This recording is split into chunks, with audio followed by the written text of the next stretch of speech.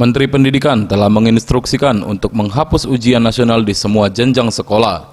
Suherman, praktisi pendidikan Sumsel mengatakan, dengan penghapusan ujian nasional akan berdampak berubahnya kurikulum, yang penerapannya akan membingungkan jika dilaksanakan di daerah.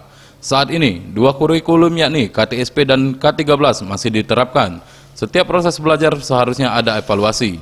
Untuk mengukur pemahaman siswa dengan dihapusnya ujian nasional, membuat kebijakan kelulusan ditentukan oleh pihak sekolah. Artinya, anggaran di pelaksanaan ujian nasional dapat dihemat mengingat cukup besar.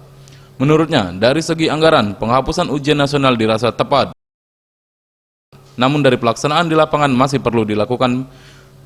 perlu dilakukan pengkajian serta sosialisasi lebih mendalam. Perubahan sistemnya yang harus dilakukan. Semoga nanti imes dari ujian nasional itu tidak membebani daripada guru, pihak sekolah maupun pihak orang tua dan siswa ya secara psikologi. Namun ada positifnya juga, anggaran pendidikan ujian nasional itu tidak sebesar yang akan dikeluarkan oleh Tim Liputan Sriwijaya TV.